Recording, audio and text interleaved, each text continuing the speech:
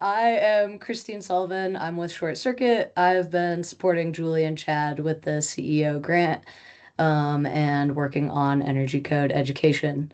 Here today to talk about the 2021 IECC scope and application.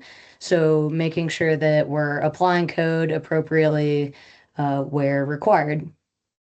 So for me, I like to think about code as breaking it into three key pieces on how we're applying code. So, making sure that the scope applies, making sure that we're like using definitions as part of that interpretation, and then being clear on what the charging language is and how that applies to the code being cited. And so I think we all know it to be true, but I think it's sometimes forgotten that not all codes apply to all projects.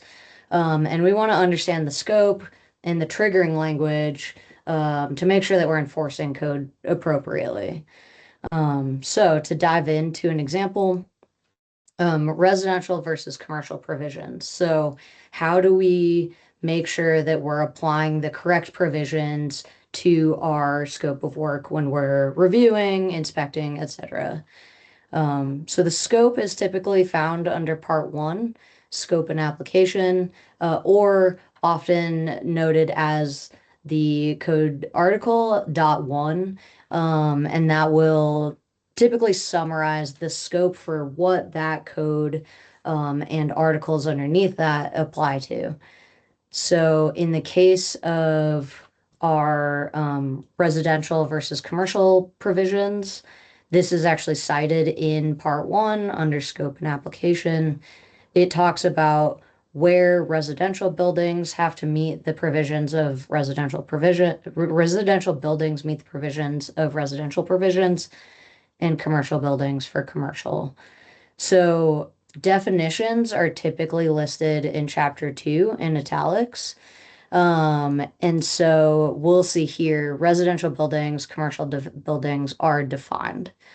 Um, so when we jump into that code, we see that the article is somewhat similar to IBC, IRC, but has this 3 stories or less for our occupancies of R2, R3, and R4, and commercial buildings kind of covering everything else. So I think it's really important to note that the definition in the IECC of residential building does not correspond to the IBC, IRC, or it also doesn't comply with the Colorado Model Electric Ready and Solar Ready. So we might have situations where a building is a commercial building, commercial occupancy, residential IECC provisions, but then either residential or commercial Colorado Model Electric Ready provisions. So it's something to be aware of. So, Chad and Rachel, I don't know if you want to play along, but we have a 6 unit apartment. Is it an IRC building or an IBC building? That would fall under the IRC for that. Well, Uh, I'm sorry, it's an IBC building, but I guess I see where you're going with this. yeah. It's an IBC building, but it's technically residential in the IECC. Exactly. So we have an IBC building. Oh, the text doesn't show up on. Um, and but our I oh man, this presentation got kind of messed up. But then in the IECC, the residential provisions apply. And so if this building was 4 stories, then it would be an IBC building and commercial. Um, However, something to be aware of because we are mixing kind of code and how that gets applied here. So if it's 4 stories, now we're commercial across the board. Just something to be aware of. So jumping back in here, we have our definitions. We now know residential building versus commercial building as it pertains to the IECC. And now we're using our charging language. So in our scope, we have our subject, and that has a requirement. And so this is the part of the code that tells us when we have, in this case, an R2 that's 3 stories or less, it meets the provision, it needs to meet the residential provisions of the IECC.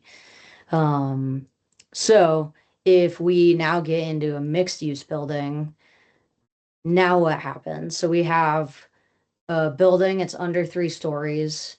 We have a retail occupancy, that would be commercial provisions. We have a medical part of this building that's also going to be under the commercial provisions. However, we have a mix of R1 and R2 on the second story. So is that commercial or is that residential? And I guess spoiler alert, it's actually going to be residential. Um, so there is a part of the code that allows mixed occupancies to apply portions of the code to the occupancy type that is in that section of the building. So if this was a 4 story building, they're all going to be under the commercial provisions, which means that you're going to have to cite, you know, what happens in a dwelling unit under the commercial code if this were a taller building. But in this situation, you can apply the commercial provisions to the commercial spaces and the residential provisions to the residential spaces. So this article is also captured under that scope part of the IECC. So to jump into another example, compliance paths are also specified in the same way within the code. So under our scope and application, we're given commercial buildings shall comply with either this section or this section. So they must comply with either the IECC or ASHRAE. So an important note here is that once you're within this code, the requirement kind of splits you between the IECC and ASHRAE.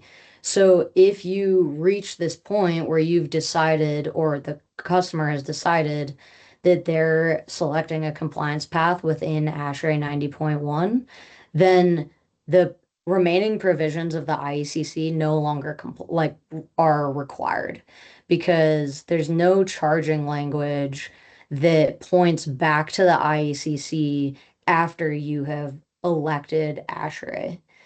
I think this is a really important note because we see some jurisdictions that adopt the Colorado Model Electric provisions, for example, under the IECC by amending the IECC. And technically, if you select ASHRAE, you no longer have to comply. This is actually why in 2020, in the Model Low Energy Carbon Code, they've removed the ASHRAE option. So just be aware that if a client submits under ASHRAE 90.1, then you're no longer reviewing against the IECC. If they have selected the IECC, then we're fully in the IECC, but now we're under the remainder of this code. So we've selected our compliance path to be the IECC.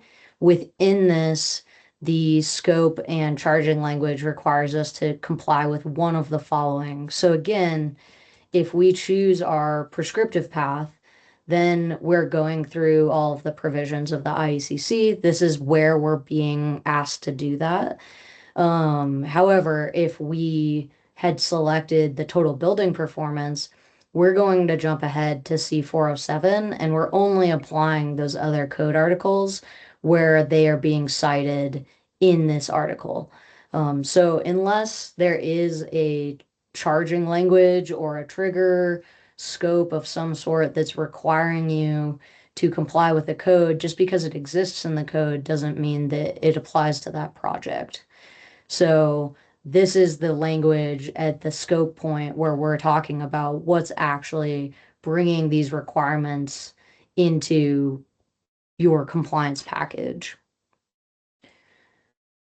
That all said, if we've selected the IECC and it is an existing building, then we end up with this exception to these two paths in order to comply with Chapter 5. And so at this point, this is what will point us to Chapter 5 in order for us to decide what to do with existing buildings. There are provisions in ASHRAE for existing buildings. They're generally not accepted by most jurisdictions. Like usually you would require IECC compliance. So expanding our flow chart a little bit, if we've determined that this is not a new building, then these paths may be irrelevant. So we're going to jump into our existing building into Chapter 5. So for existing buildings, did you guys have any questions on that? All right, No, we're good, or I'm good. Anyway. perfect. So within existing buildings, our scope kind of breaks up our code compliance into these different sections. So if it is an alteration, repair, addition, change of occupancy of an existing building, then the scope of Chapter 5 essentially applies. There are small differences between the residential and commercial scope for existing buildings. So I am jumping back and forth between commercial and residential, but most of this presentation, when we're diving into the code, is going to be based on commercial simply because it's a little more complex. That said, it's really important to make sure that you're jumping back and forth between these and making sure that you're in the appropriate provisions. So one important note that we'll talk about later is that definitions actually vary between residential and commercial. So once you're in the residential provisions, making sure that you are going through those parts of the code. That said, we're going to jump into mostly commercial, but just want to say there are differences between them, and we want to be paying attention to those as well. Um, and just a note that as a general statement, unless required by code, an existing building is never really required to apply code, require changes, etc., to unaltered portions of the building. When going through existing buildings, I personally think that when determining the category that applies to your project, it is really useful to follow this flow chart as opposed to the order that the code is written. Essentially, these different categories can immediately as you go through, historic buildings can exempt you from all of the other requirements. A change of occupancy will trump the other requirements. So we want to go through in an order that makes sense, where we can make sure that we've evaluated each of these conditions to make sure that they don't apply. So in my opinion, I think it makes more sense to go through the code out of order. I just want to put that on your guys' radar. So for historic buildings, um, important to note, the scope is generally used as an exception. So essentially, this states that the provisions of the code shall not be mandatory for historic buildings. There are caveats, and we'll talk about those. But this is a cited code that people like to use a lot because it is a way to bypass the IECC exceptions. That said, there are definitions that must be met in order to use these provisions. So we see it a lot where people try to claim it's a historic structure. However, old does not equal historic, right? It has to be listed on a registry or designated historic under a law. There has to be some sort of infrastructure that defines that as historic. It can't just be proclaimed essentially. So when we dive into this, the other thing is we have our charging language. So it's not required to be, the code's not required to be applied to historic buildings under certain qualifications. So our first qualification is provided that a report has been submitted to the code official. So if they have not submitted a report, it cannot be exempted. You can request to this report, but they require this report to be submitted as part of their building permit application in order to comply. It also must be signed by a registered design professional. So as we see, these italicized terms are defined in the code. So a registered design professional per the IECC means they have to be licensed, typically under specific laws in your jurisdiction. So maybe it's a PE, or they can meet these other, they can be a representative of the Historic Preservation Office, but they have to be listed here. The third requirement, the third qualification is that within that report, they have to demonstrate compliance, that the provision, this, whatever the code provision is, would threaten the historic nature of the building. So typically, this means that an exception is also only applied per code article or per requirement. It's not you're a historic building and therefore you don't need to comply. It is you might be exempt from updating the envelope. Maybe you want to keep historic fenestrations. Um, but if you're replacing all of the lighting, it's no longer historic, and that lighting might need to come up to code. There can be exceptions for HVAC, for example, where maybe the location or the size, something like that, might change the nature and the form and the function of the building. But this is, there are requirements here, and then there are your own judgment as the AHJ. So when we're going through our flow chart, we want to make sure that if it's a historic building, we're making sure that we have a report that's signed by a registered design professional and that that shows compliance would threaten the nature of the historic building. If it is if the report's not provided, if it's not a historic building, if it's not, the report is not prepared by one of the cited design professionals, then you can continue along the flow chart to determine what codes apply, and what definition would apply to the changes you're making to that building, but it may not qualify as a historic exemption. Do you guys have questions about that? No? All right.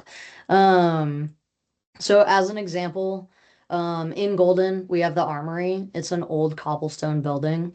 It has been renovated. It used to be, there's a basketball court upstairs. It was barracks, for the military. So now it has a restaurant, multifamily, spaces in the middle, and then office spaces above.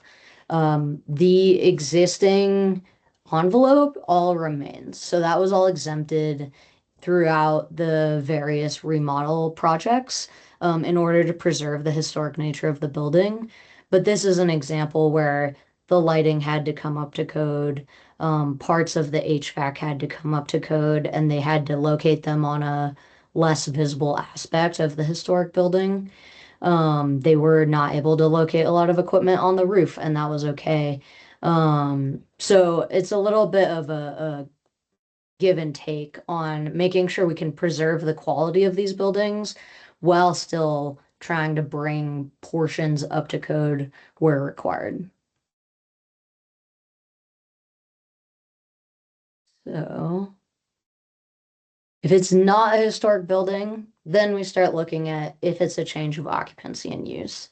So, in my opinion, this is one of the things you kind of want to look for first because it trumps all of the other provisions. It has a huge impact on which codes apply.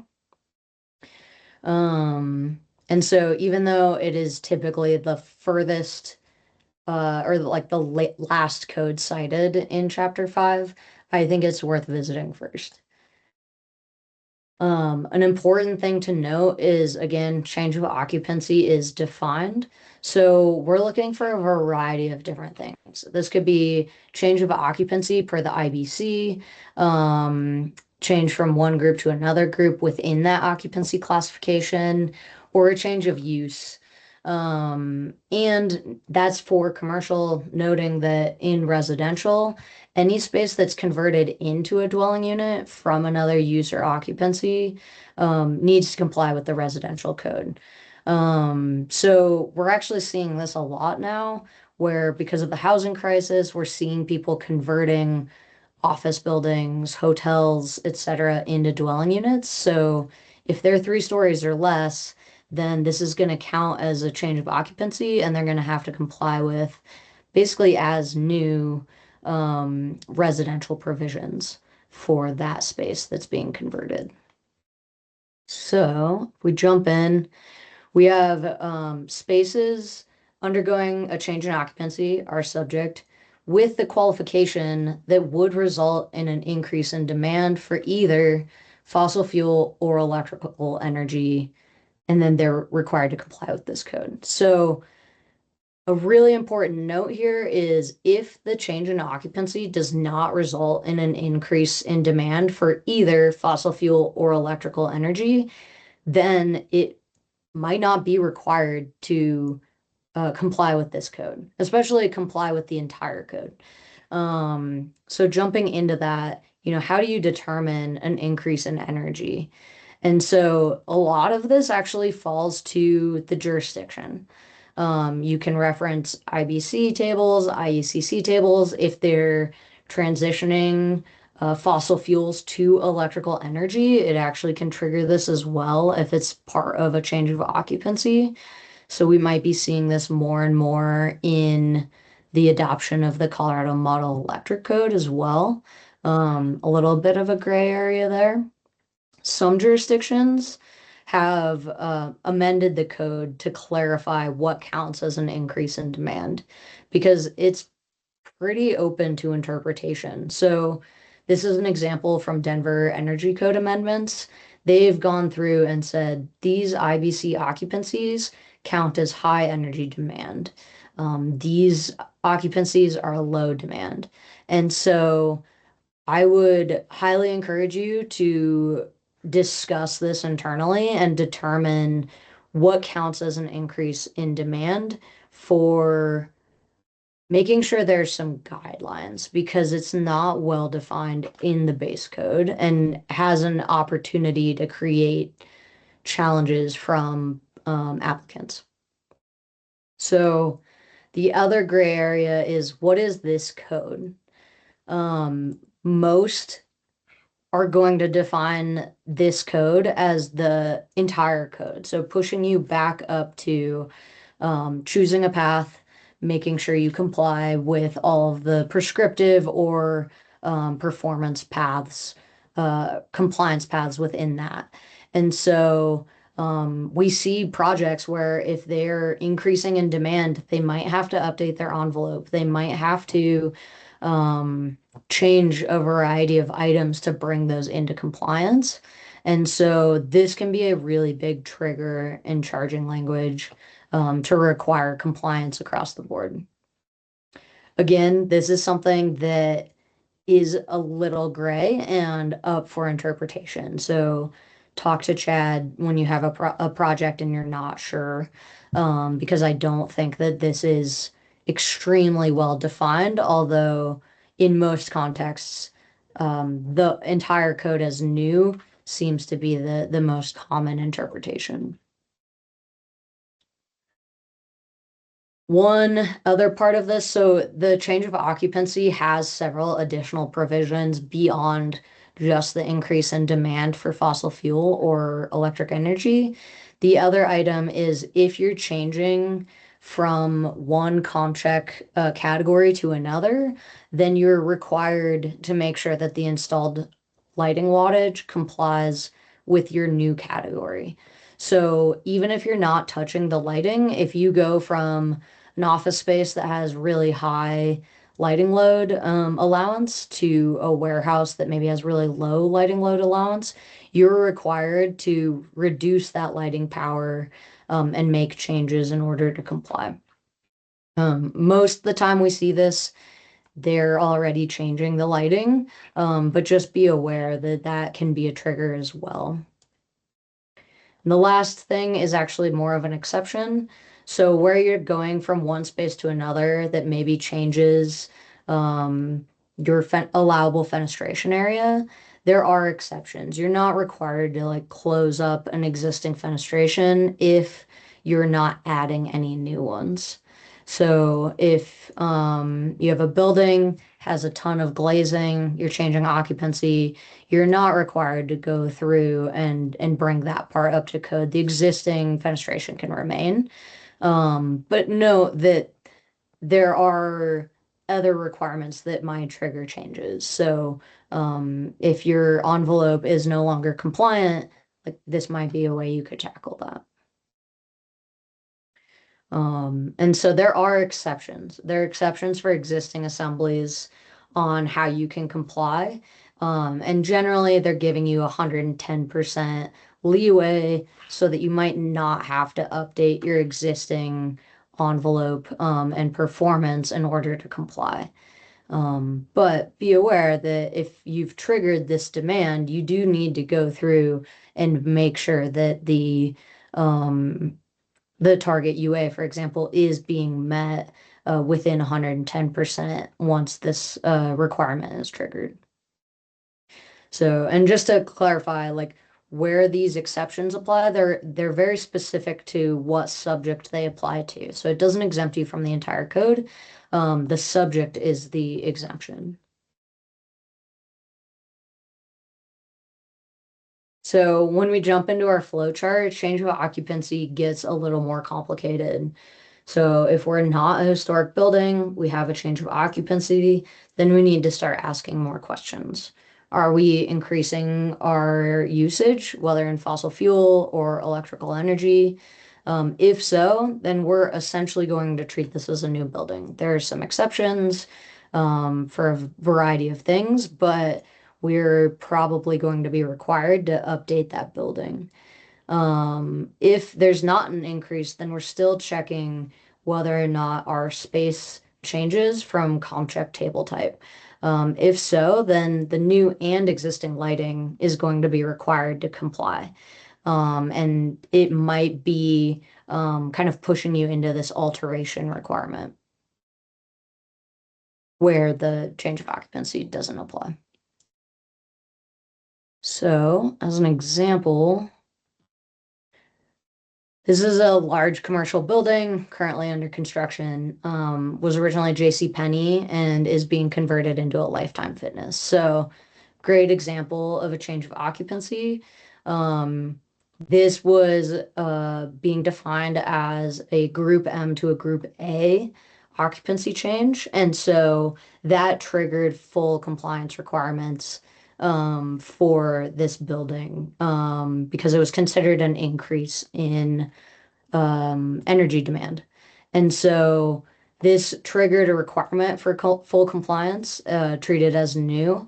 However, if they could prove that the envelope was within that 110%, then they were exempt.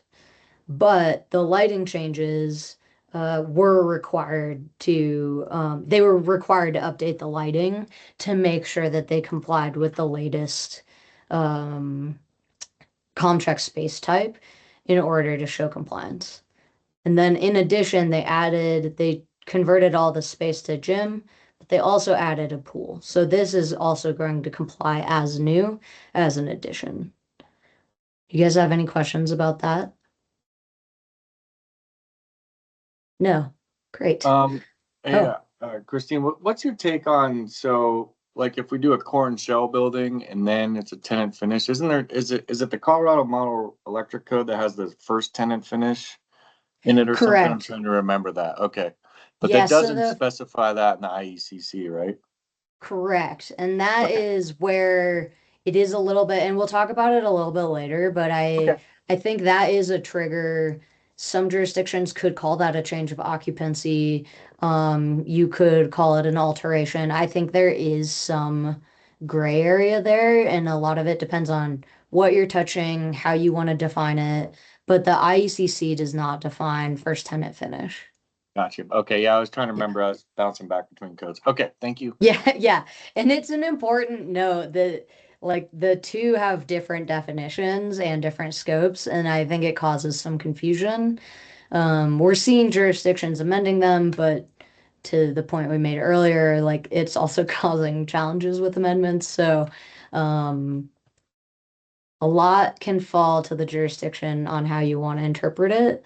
But I do think this is a great point of bringing it up here because even if the core and shell, sometimes they'll fill out the lighting under an assumption of an occupant, but then if they built it out as mercantile, but then it turns out they want to change it to a different occupancy type, that would easily trigger this requirement.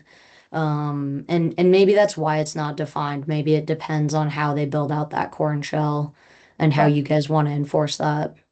All right. Makes sense. All right. Cool. Thank you. Yeah, awesome.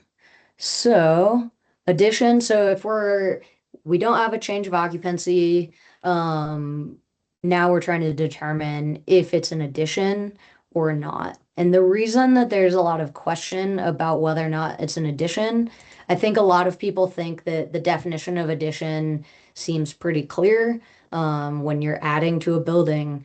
However, the definition of addition is also just an increase in conditioned floor area.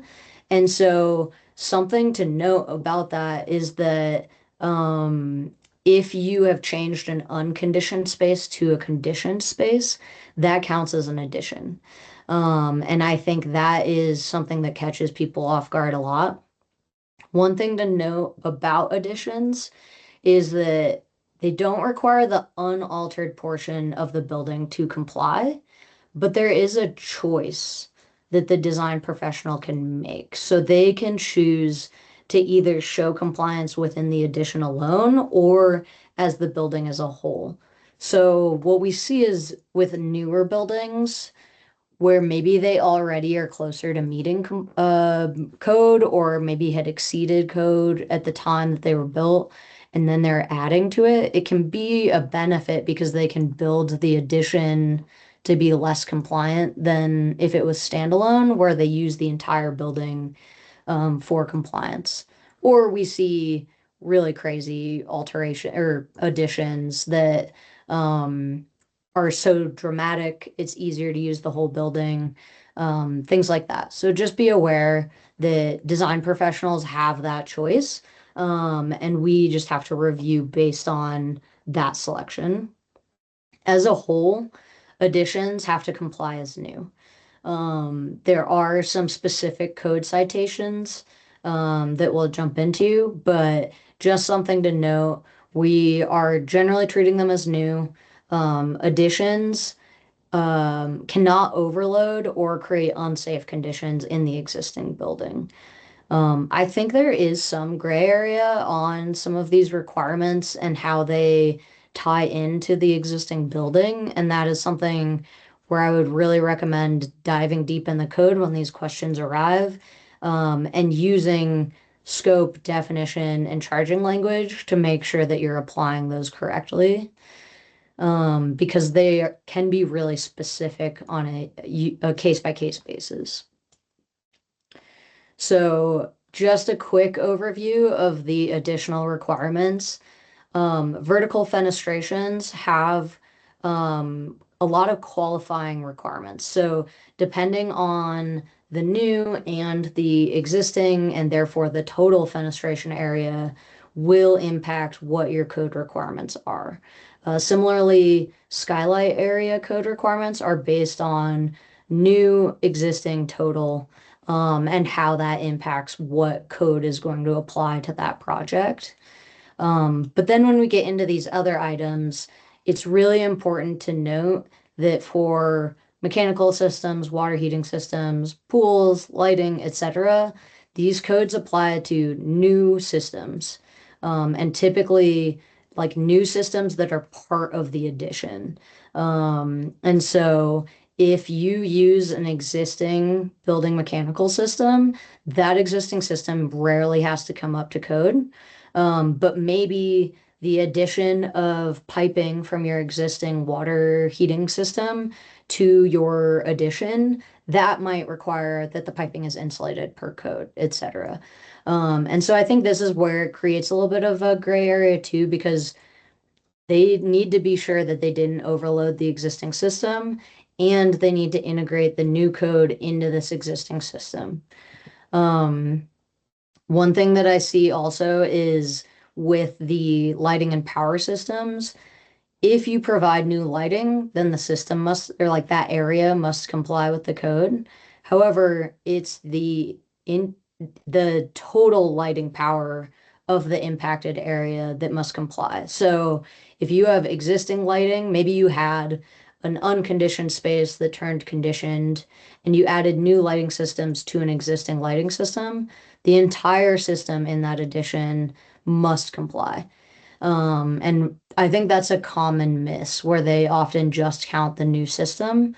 And so making sure that we're diving into the code language and piecing together where the code applies, so usually new systems, but then what that code requires, which might be new and existing.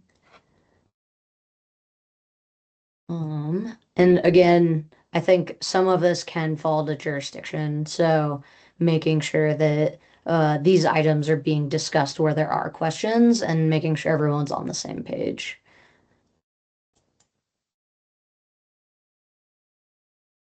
So I think when we're evaluating addition and making sure that we're encompassing changes, the big thing being positive that we're not adding space conditioning to an area, because that does trigger the addition requirements rather than the alteration requirements.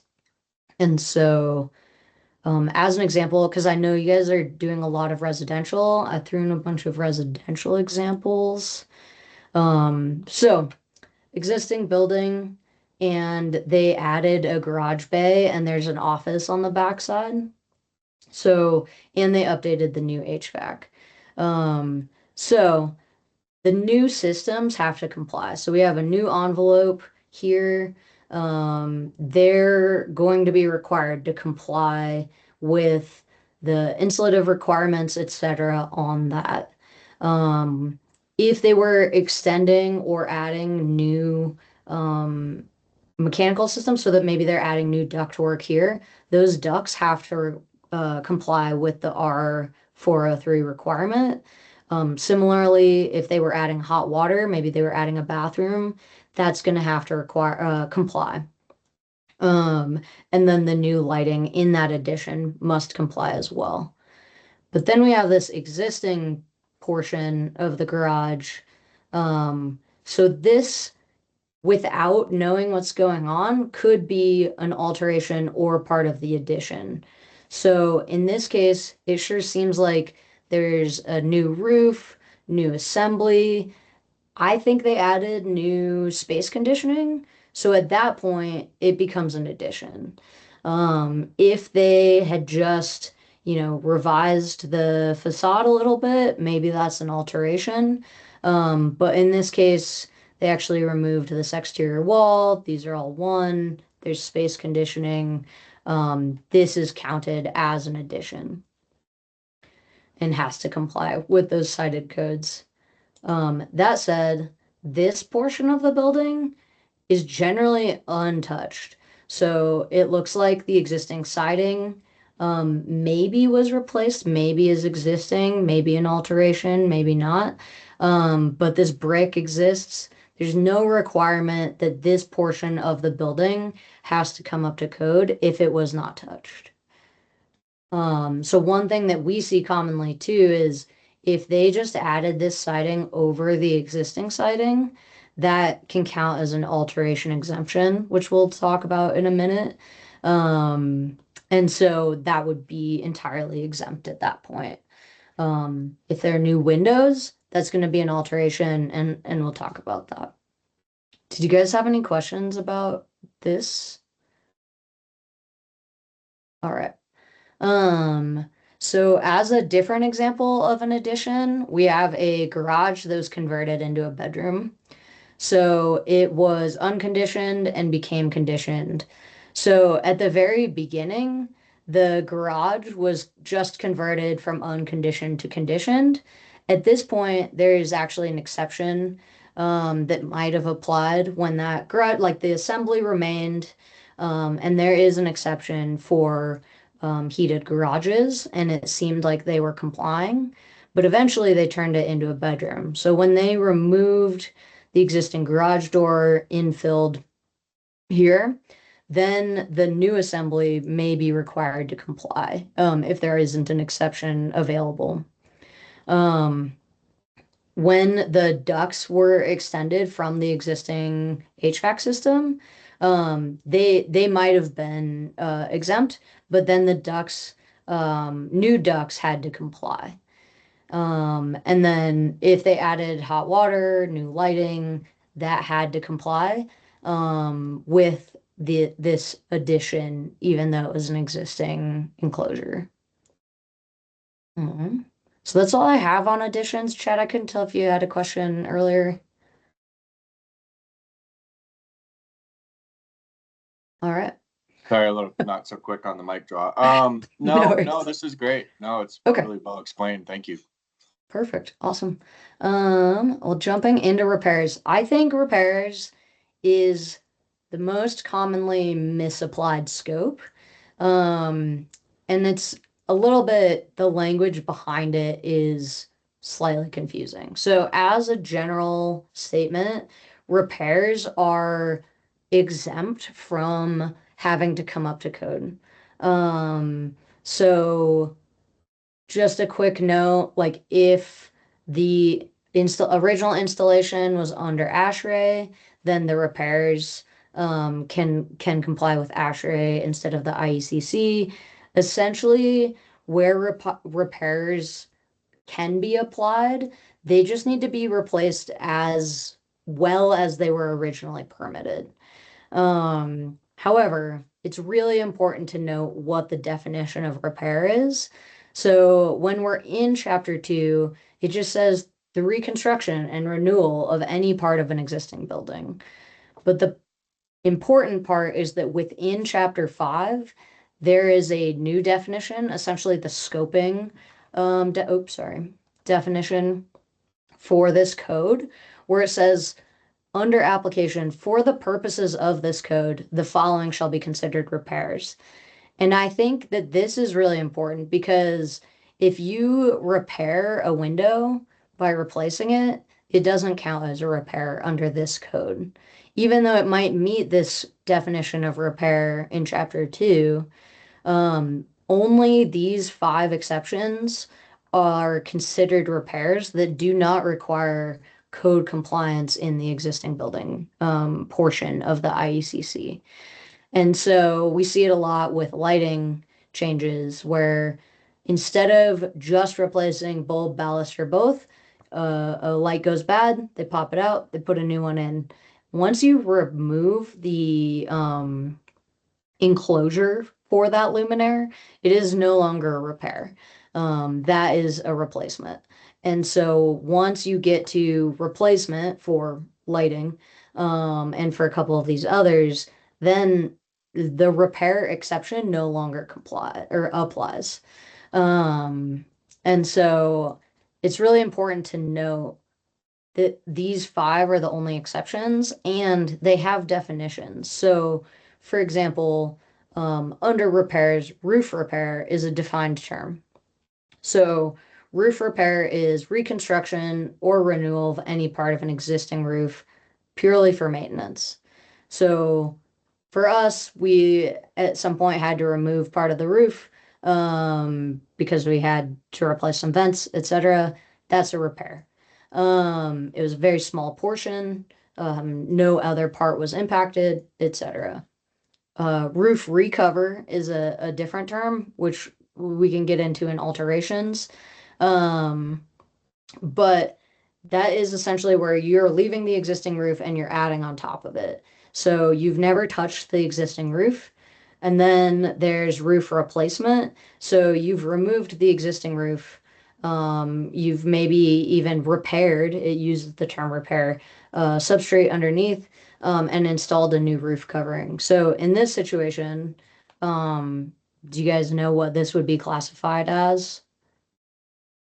This was an existing roof line here that was removed, and then this is um the roof now.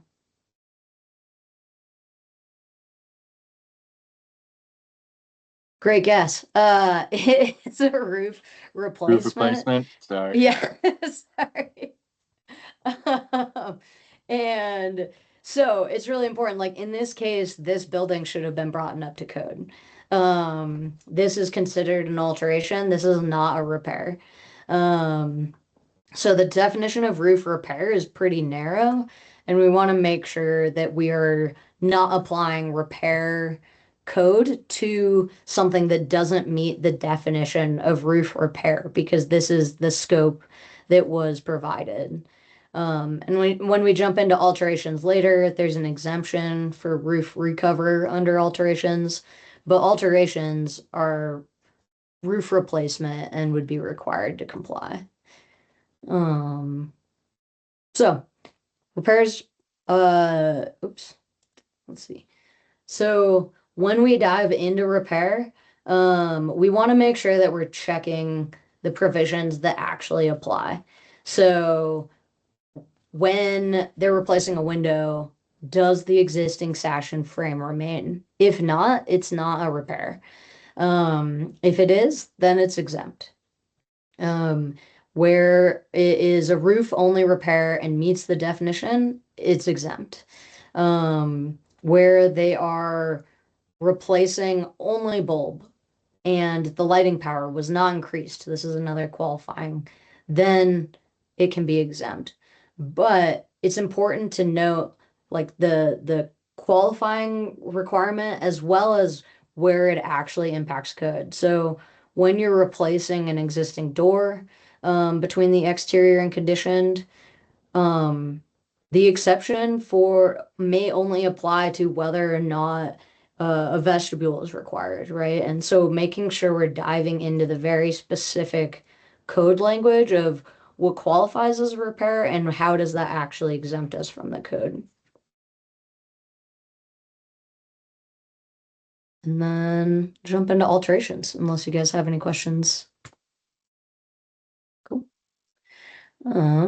So when a scope doesn't meet any of these other definitions, requirements, etc., then it's an alteration. And that's why I always kind of use this as the last stop because it is the catch-all.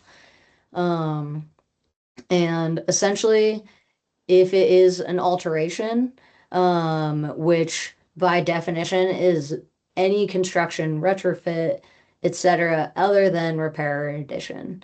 And so one really important note is that this also captures electrical, gas, mechanical, and plumbing systems with extension, addition, change to the arrangement, type, purpose, etc.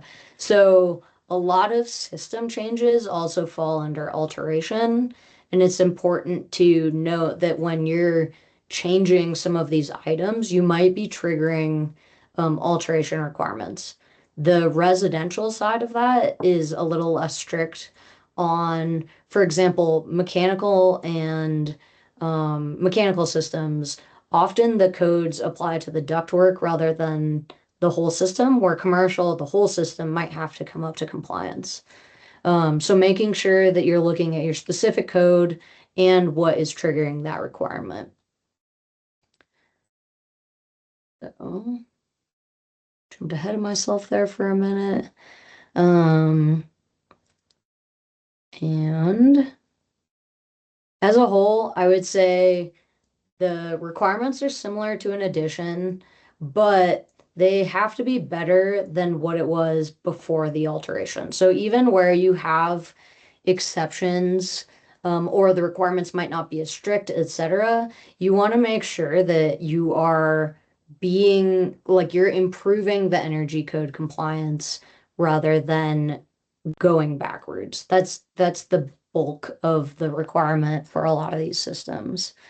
Um, and so with the exceptions that we were talking about before, roof recover, adding a storm window over an existing fenestration, adding, basically when you're adding a layer on top of something else, that's usually only going to improve the energy performance.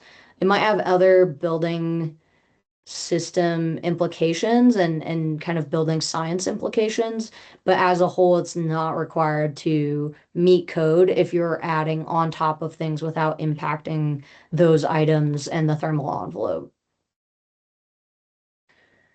So you have an alteration. Maybe you're changing the envelope in some way. Then you're going to have to bring that up to code. You're meeting your, oh, sorry, are you guys still there? I'm still here. Okay. Did I stop Still here. sharing? Yeah, the sharing did stop, it looks like. Okay. Sorry about that. I hit the escape key when I was talking with my hands. Um, all right. Apologies. Um,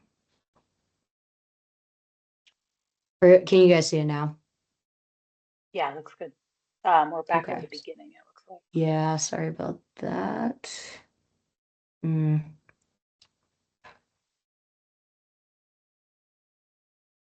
I stopped talking with my hands so much. Okay.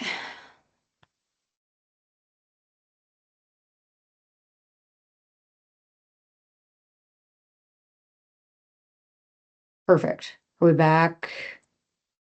Yep, that looks good. Great. Sorry about that, guys. Perfect. I just need to go back to this. All right. So, your fenestrations may have some exceptions, but overall, we are looking for the envelope to come up to code where impacted, especially in meeting our insulation requirements. Similarly, a roof replacement, because it has impacted the thermal envelope, this is a situation where we would be bringing it up to code. There are cases where you may be able to use a performance path, in an alteration. But we want to make sure that in every case that is allowed, that we're not making the new roof, for example, any less insulative. So, making sure that we're always not making it worse and we're slowly progressing to make it better. And again, we see similar things where if you're adding a fenestration, the requirements are kind of based on new, existing, and total.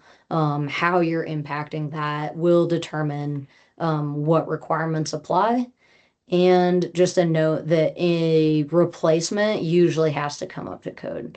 So you're replacing a window, that new window usually has to comply with you and solar heat gain requirements. So, um, and similarly with the skylight area. And then again, similar to additions, we're usually applying this code to new systems that are part of the alteration. So if there are existing systems that are not impacted, they're not usually required to come up to code. Um, and note that within alterations, we have an exception. So if you're impacting less than 10% of luminaires in a space, and the total lighting power did not increase, so we see, you replaced a bunch of old resistive lighting with LED. You're not going to increase the lighting power. If you replaced less than 10% of the luminaires, you're not required to bring the entire lighting system up to code. But if you are impacting 20% of the luminaries in a space, then all of the lighting has to come up to code. So you have to meet comm check for that space. Lighting controls have to be installed, etc. We'll talk about it a little bit later, but space isn't very well defined. And so this is again a space where we're looking, the jurisdiction as a whole can adopt a definition on how you want to enforce that. I've seen it anything from room to the impacted building, which I think is, or the impacted portion of the building, which I think is what Chad is um, moving forward with, to unit. There's a lot of different items that you can apply there. Making sure you're consistent is important. Um, so in our flow chart, we just want to make sure that we're looking at our exceptions before we're applying the code. Making sure that we're only applying it to where the scope has cited that and where the charging language applies. And making sure that we're looking at qualifying information to make sure that we're exempting appropriately or applying the code where we need to. So for residential, just because I know you guys do a lot of that, making sure that you're applying to the like assemblies that are part of the alteration, making sure you're not extending into that existing building, noting that again, like windows, if they're replaced and the sash and frame is replaced, then the whole thing has to come up to code. As far as the cited codes, which are U factor, solar heat gain, etc. Um, and that new HVAC ducts part of the alteration might have to comply. New lighting, water systems, very similar to commercial, but a slightly more limited scope. Did you guys have questions on alterations? All right. Nope, well done. Thank you. Good explanations. Perfect. Appreciate it. Yeah, no worries. So a couple closing thoughts. Going back to our scope definition and charging language, definitely be looking at your scope. It is so critical for making sure that you're applying the code correctly. Usually these are captured at the beginning of the code and may mean that remaining articles below that might not apply. Um, Make sure that you're also looking at exceptions because a lot of exceptions can limit your scope and mean that you could be enforcing code where it might not apply. Definitions are critical. They drive the code and are usually cited in chapter 2 or in the application part of the language, noting that residential and commercial citations are, or definitions can be different. So if we dive into definitions a little bit, there are really small changes that can make a huge difference in how you apply code. And it's worth spending some time in chapter 2 just to be aware of these. So examples include like dwelling unit versus sleeping unit. So we see this in the NEC a lot, but it's also really important for things like lighting controls and other requirements of whether or not you have a dwelling unit or a sleeping unit. Do you have a hotel suite? Or do you have a just a hotel room, right? Is there cooking and sanitation, or is there only one? Um, and noting that, as we talked about, right, repair has a definition, but then the application of that code has another expansion of how they define where that code applies. And I think maybe one of the more critical things is just noting that definitions can vary between commercial and residential. So above grade wall is different between the two, which is really important to note when you're looking at buildings as it applies to your envelope requirements, etc. So the other thing is there are terms that are not defined in the IECC. As a whole, there's a portion of the code that says as generally accepted or definitions as cited here, or And they reference other codes as well. And so something to note is, exit passage and grade are defined in the IBC. Exit passage is a really important definition that's used to exempt certain areas from certain requirements. Knowing what that is really important because we see people say, well, an egress path is exempt. And it's like, well, if it's not an exit passageway, it might not be exempt. So really diving into the definitions in the code is important. Similarly, receptacle is defined in the NEC, but the definition of outlet versus receptacle gets confused. When we have controlled receptacles, what does that mean? What does 50% mean? Making sure that you're kind of using generally accepted definitions where they might be cited in other codes. And noting that not all terms are defined and some might fall to Chad and how you guys want to enforce that. So we talked about space, right? Like what counts as a space? That is something that I think is important for Chad to define, for you guys to all be on the same point. And I don't know if we want to talk about that here. But similarly, like first tenant finish, as we talked about earlier, it is somewhat defined when it comes to building credits or energy credits, where they talk about tenant spaces, and then the exception is for previously occupied tenant spaces. So essentially, this requirement only applies to first tenant finishes, but it's not defined that way. And so when you get a first tenant finish, how are you applying the code? Um, and what is this code in existing?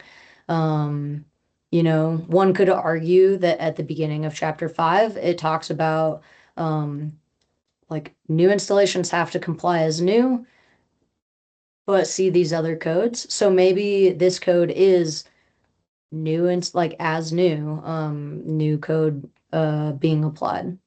So I don't know, Chad, if you want to chime in with anything on definitions. Yeah, we usually kind of take it as a case by case basis. I tend to consider the first tenant finish, has to be that code compliant. I know it doesn't specify that, they could argue Yeah. it's an alteration or something, but I think it kind of goes as if it is in the model code, it's kind of the way I treat them. So, It makes sense to me, and I think a lot of jurisdictions do the same. okay, cool. Yeah. Yeah. Awesome. And then lastly, charging language.